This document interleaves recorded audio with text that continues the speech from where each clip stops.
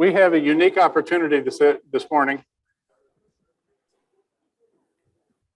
What we've decided to do, we've learned this in past membership summits, and that is that this concept of a Rotary Information Hour is very difficult for people to grasp that haven't experienced one. It is not a social, it's not part of a club meeting, it's a standalone event. Think of it, if you were in a business, as a new product introduction, kind of. It's a business meeting. It's small. We're not talking about an audience of 20 or 30 people. We're talking about literally an audience, as Patrick mentioned, his first one had an audience of 4 prospects, hopefully with their potential sponsors. But in the case of our club, we tell them, you know, if your prospect can come and you can't come, bring them on, we'll host them for you. So that's basically the idea, is to bring people into an event where they can learn something about Rotary. Now, to make this work, we have a little role play going on here. We have the Discover Rotary players. I want to introduce those. We have Carrie, President of Kingwood. We have Andrew Price, President of Morgantown North. We have Rick Allen, President-elect of Princeton, and Joshua Stair from Clarksburg. So these are the Discover Rotary players. Let me explain quickly what this is about and how this works. This is strategy number 4 of the intentional membership strategies we talked about. This will be your single highest yield strategy if you'll do it. If you will do it. If you won't do it, it won't work.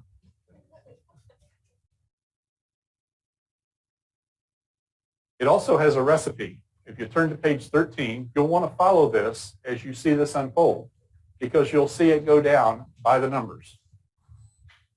The reason we built the recipe was that we realized that, like any recipe, if you substitute some things for something else, you may not get the desired result. Likewise, if you leave some ingredients out, you might not get the desired result. So this is what we call generically a Rotary Information Hour. You can call it what you want. Here is Rotary. I've seen that used. We've used Discover Rotary for some time in my own club. You want to plan this like any event. You want to plan this far enough out that your members can plan for it. That's like 6 or 8 weeks out for your first one. So don't announce at one meeting that you're going to do this ahead of the next meeting a week later. That is not a success principle. Plan your first one about 6 or 8 weeks out. What you want to do, in my experience, this works best, set it up in DACDB as an online registration so that your club members can affirm that they are coming and bringing someone. That way you'll know who's committed to come and bring someone, and you'll be able to follow up with the folks that forgot to line somebody up. Now, you do want a sign-in sheet. You do want a sign-in sheet at the meeting, because if you do this on a regular recurring basis, which is our recommendation, and that regular recurring basis for a smaller club might be, say, once a quarter, okay? You don't want to just wear this out. My club, as I mentioned, we need 40 or so new members a year. We do it once a month. We do it ahead of a Rotary meeting. We do it at 11 o'clock, the same place, the same hotel where we meet, different room, of course. You want to try to do this in the same room where you're going to have the Rotary meeting and have members start, dribbling in a half hour ahead of time. That's very distracting.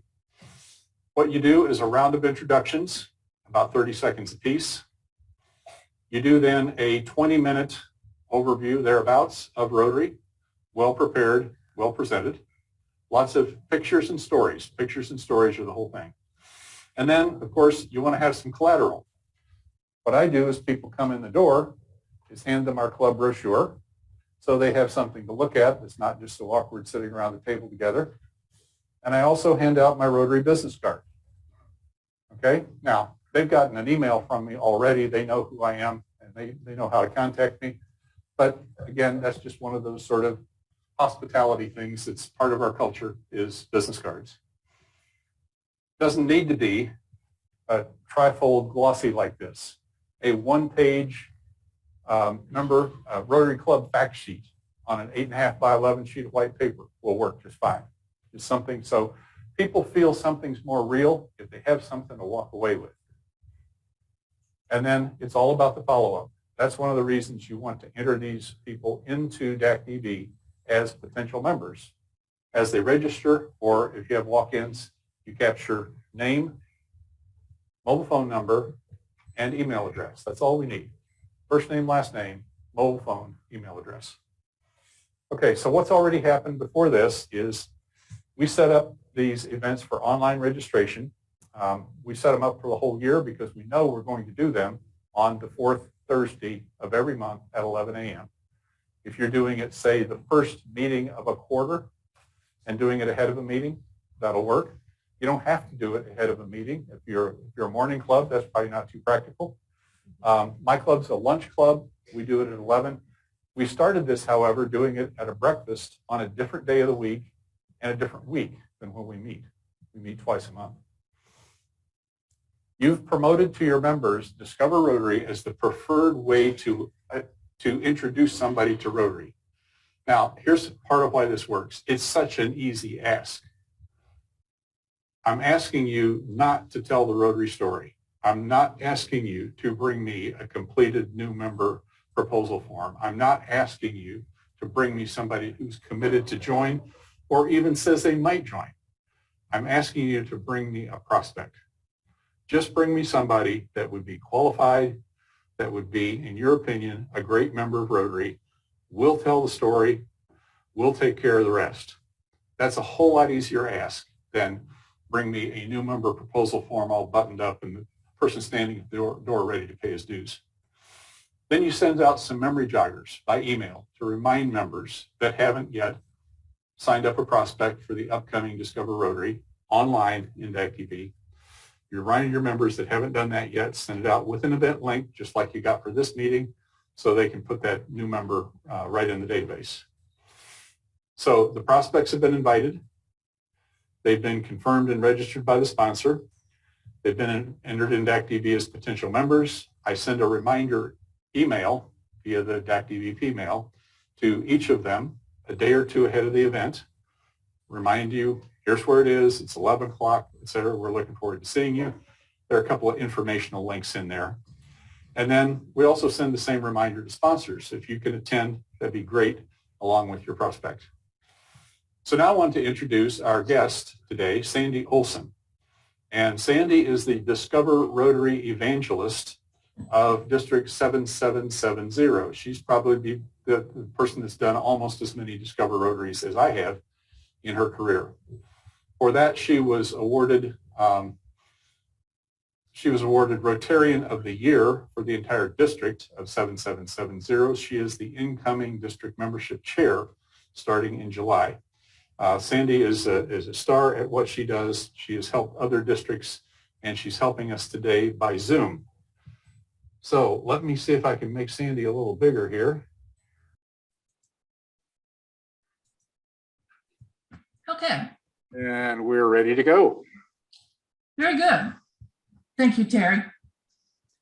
Well, welcome to our Discover Rotary program today at our Forest Acres Rotary Club. We're delighted to have two of our Forest Acres Club members with us today, and we also have two guests. Let's begin by having everyone do a brief 30-second introduction. Now we'll start with our Forest Acres Club members, and we want you please to just tell us your name, vocation, what attracted you to Rotary, and what's kept you coming back. For our two guests today, simply tell us your name, vocation, and what sparked your interest in Rotary. Now, I'll start with my own brief 30-second introduction. I'm Sandy Olson. I'm retired from 30 years in senior living marketing and sales. My encore career is teaching lifelong learning classes for older adults, and I also train Rotarians in how to grow membership. I joined Rotary for friends and fellowship, and that's kept me coming back for 19 years. So now let's move to our Forest Acres Club members. Today we have Rick Allen and Joshua Steer, I think. And so let's start with Rick. Be next, Rick. Morning, I'm Rick Allen. I've been with the Rotary since in the 90s. This is my second club. I'm in the Princeton Rotary Club now, or Rotary Club of Princeton. I was asked to join years ago, basically same thing for fellowship. And since then, some things have changed. I like the service aspect of Rotary. Our club is very active in our community. Love some of the projects that we do. And my vocation, I've been in insurance sales since 1983. Glad to be here. Thank you, Rick. Let's move to Joshua. Hi, I'm Joshua Steer. By trade, I try to help folks make good financial decisions and enjoy the positiveness that comes from that and just being able to help folks there. From a Rotarian perspective, I'll back it up a little bit. I've actually been very involved in our local community for a number of years and a big proponent of positive community engagement. Member of several local organizations that have been able to make substantial differences in our local communities. But where Rotary has come into play is there's a lot of other like-minded folks that have different resources, diversity of opinion, talents, strengths, and they've added a lot of value to what I've tried to work towards as an individual locally. So that's what's been kept me coming back for the last 3 years is they've been able to add to a local passion that I've had. Thank you so much. Let's move to our two guests, Andrew Price and Carrie Nick. And just as a reminder, name, vocation, and what has sparked your interest in Rotary. Andrew, be first. Hello, I'm Andrew Price, retired Army pilot, retired emergency EMS pilot, currently a full-time farmer. What attracted me to Rotary is the community involvement and my attention to solving the food problems and feeding our people in the hunger and in our communities. We are essentially in a food desert, and I think Rotary can really help with that. Thank you. Very good. Carrie, go ahead. Hi, I'm Carrie Nick, and I am the Executive Director for the Camp Dawson Event Center, which is a government conference and hotel facility. And my interest in Rotary would be, I'm looking for opportunities to be more involved in the community and just looking at the benefits and the advantages of getting to know other fellow Rotarians. Very good. Well, thanks to all and welcome to our Discover Rotary program. I think it's a good place to start to simply ask, what is Rotary? Rotary is a membership organization that does service. We are a global network of business and professional leaders. We do humanitarian service projects, and we encourage high ethical standards. We strive for goodwill and peace in the world. There are 1.2 million of us in 35,000 clubs in over 200 countries around the world. Our motto, service above self. Rotarians are people of action, guided by a strong vision. Together we see a world where people unite and take action to create lasting change across the globe, in our communities, and in ourselves. Each year, Rotarians invest more than $200 million and 16 million volunteer hours to promote peace, fight disease, provide clean water, support education, and grow local economies. To answer the question, what is Rotary? We are the largest, most financially sound membership organization whose logo is recognized in more countries than any other in the world. Every minute of every day, we feed, we house, we vaccinate, educate, advocate, comfort, and provide services. This is Rotary. Put simply, Rotary is where neighbors, friends, and problem solvers share ideas and take action to create lasting change. It can be a life-changing experience because of the extraordinary people you will meet. Rotarians will be a mentor and role model for you, and they will help you build your business network. There's a great history in how Rotary got started. Paul Harris, an attorney in Chicago, gathered some friends together in 1905 for fellowship and friendship, and it grew from there. Meetings rotated from office to office, which is how Rotary got its name. The four-way test is used by Rotarians worldwide as a moral code for personal and business relationships. It can be applied to almost any aspect of our lives by asking 4 questions. Is it the truth? Is it fair to all concerned? Will it build goodwill and better friendships? Will it be beneficial to all concerned? Now, some Rotarians I know have added a 5th question to the 4-way test. And that question is it fun? Because while we Rotarians work hard to improve the lives of other people, we also like to have fun. The 4-way test goes hand in hand with Rotary's core values. You know, the world today is very different than when it was when Rotary was founded in 1905. What hasn't changed, though, are our core values of fellowship, integrity, diversity, service, and leadership. And you know what? Much to my surprise, I came across a song about the 4-way test. And if we had time today, we would have Patrick Eakes sing that song for us. But since we are pressed for time, we'll let Patrick off the hook this time. The object of Rotary is 4 principles developed over the years to give Rotarians a strong purpose and direction. They are the foundation for our relationships with each other and the action that we take in the world. The object of Rotary comes to life through 5 avenues of service, which are the branches of a deeply rooted membership organization.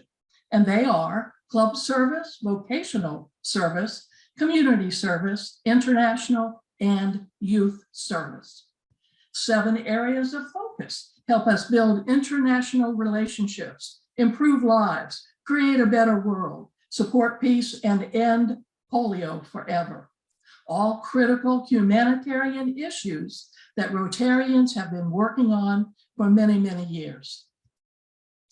Rotary has a nonprofit foundation that promotes world understanding and peace. And since it was founded more than 100 years ago, the foundation has spent more than $4 billion on life-changing projects, from preventing disease to providing clean water, supporting education, growing local economies, saving mothers and children, and promoting peace. The Rotary Foundation is best known for its work to end polio in the world. Polio Plus was launched in 1985 and has reached a 99.9% reduction in the number of polio cases worldwide. The Bill and Melinda Gates Foundation partnered with Rotary in 2017 to commit $450 million to end polio. The Rotary Club of Forest Acres is one of 74 clubs in District 7770, and it includes the 25 counties in eastern South Carolina. Our district governor, Paul Walter, is a member of the Hilton Head Island Rotary Club, but originally he joined Rotary in Spartanburg in 2001. Our Forest Acres Club was once known as a small club with a big heart, but over the past couple of years, so many people have joined our club that we are now considered a medium-sized club with an even bigger heart, as we give approximately $30,000 annually to community service organizations. We're known best for the Forest Acres Festival, which we've co-sponsored with the City of Forest Acres for over 20 years. We have several service projects throughout the year, from making sure that elementary school students have new shoes to start the school year with, to fighting hunger and promoting literacy. We raise money through sponsorships for our Forest Acres Festival. A new project that we did this year for the club was a coat drive that we had during the month of October. 100% of our club members were involved in this project, and we successfully collected 300 new or gently used coats and distributed them to 10 different community service organizations in the area.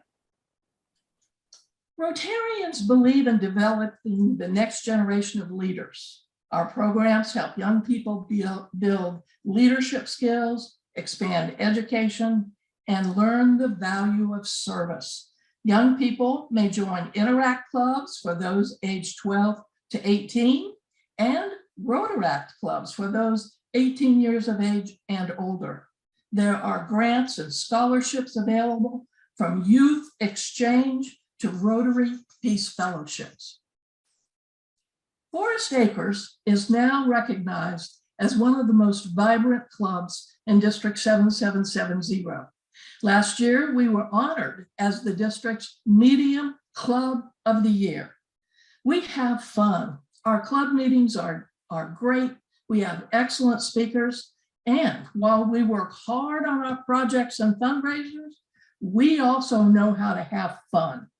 From performing as the Blues Brothers and Sisters to hula hoop contests and a chorus line. There are many good reasons to join Rotary. Lifelong friends, making the community a better place, being part of something larger than yourself, networking, leadership, and personal growth. Just a few of the reasons why millions of people have joined Rotary over the past 117 years. Yes, Rotary celebrates 117 years of service on February the 23rd. Now, I'd say we look pretty doggone good to be 117 years old. There is a process to follow when you join a Rotary Club. Membership is by invitation from a Rotarian. You submit a completed membership proposal form, and when the board of directors approves your membership, you are inducted into the club. You are assigned a new member mentor, and then you attend new member orientation training.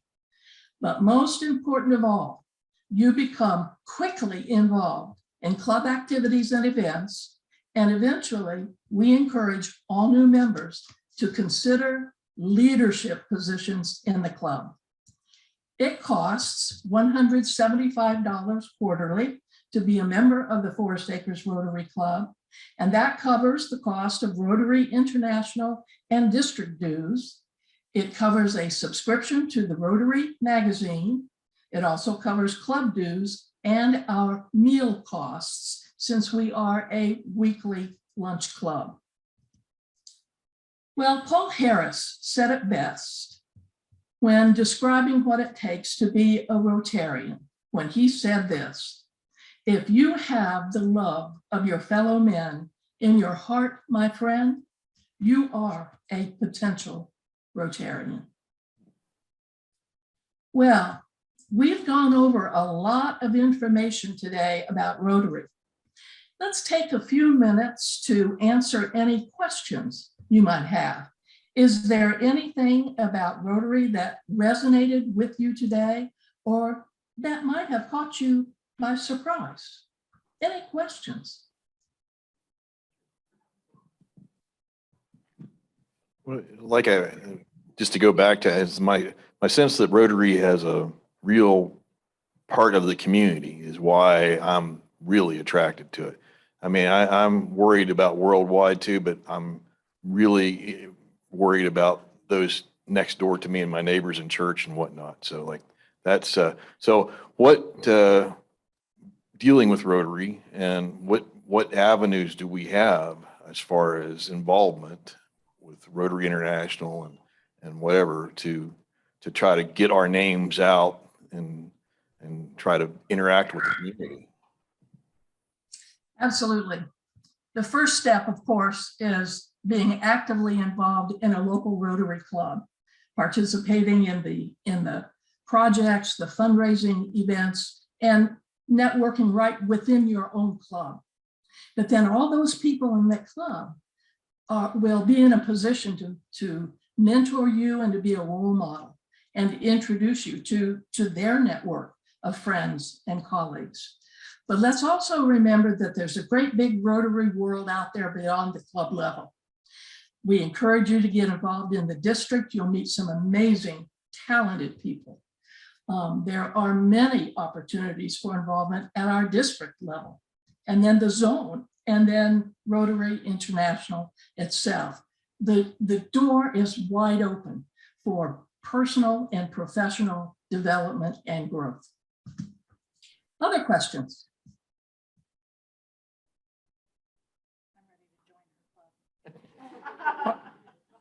Carrie wants to become part of the Forest Acres Club. Do you have like an honorary sort of thing? We sure do. We can take care of that in a skinny minute. Well, you have, for our guests today, you have plenty of time to think about Rotary and if it's right for you. There's no rush. And when you are ready, the next step will be your sponsor will provide you with a new member proposal form to complete and return. Then we will propose you for membership to our board of directors. And so we thank you very, very much, all of us, our club members, as well as our guests, for being here today and for your interest in our Forest Acres Rotary Club, the best Rotary Club in District 7770. Thank you. Let's give it up for Sandy.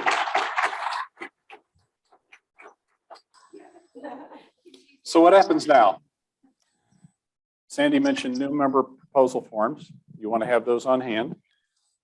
I also email an electronic version of our new member proposal form after the fact. We invite our Discover Rotary guests to stay for the regular meeting right after Discover Rotary. Sometimes they can, sometimes they don't. If they are tied up at lunch, why, we ask them to come back to another meeting. We follow up with a P-mail. Now, the point is, once you get this thing running, it's almost effortless. I mean, it's exactly the same email template every time.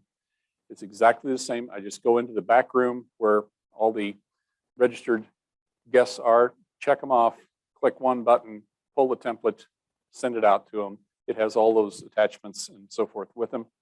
We mark them as a potential member and that they've attended Discover Rotary.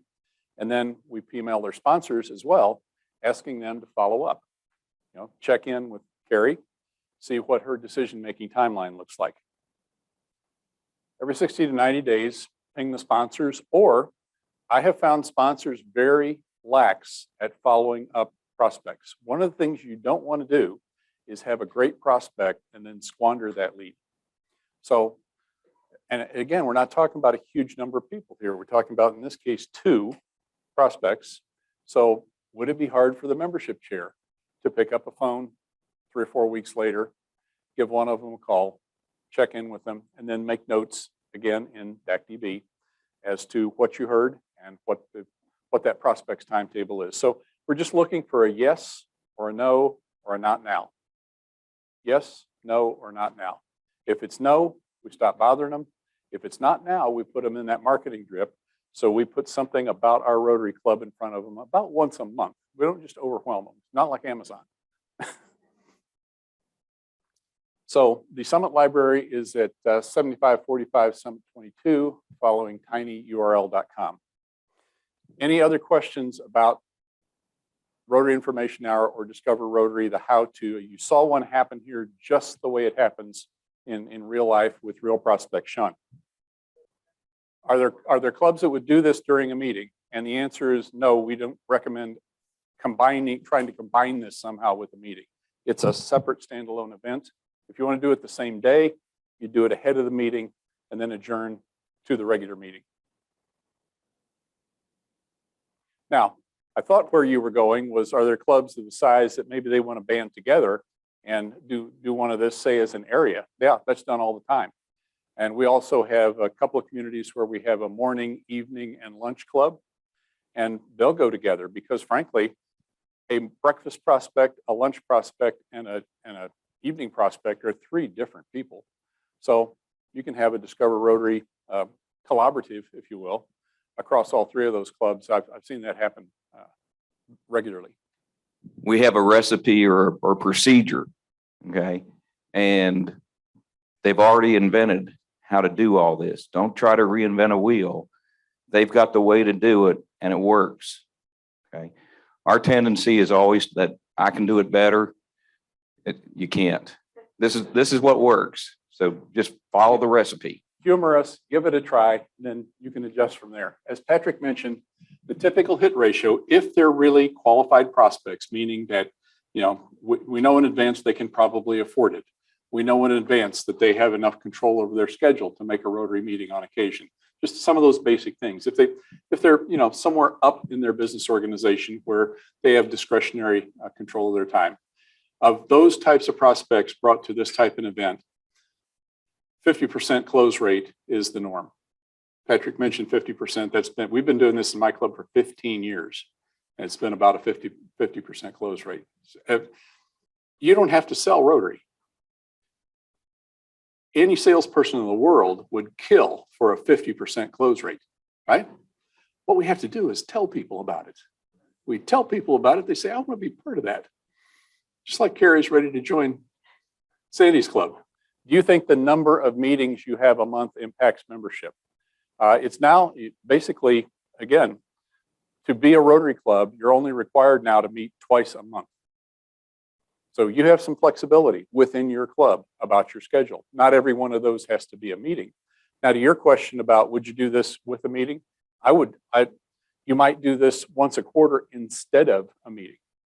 Instead of the regular routine, have your members focused on bringing somebody to a Rotary Information Hour, say the first Tuesday or whatever it is of the month.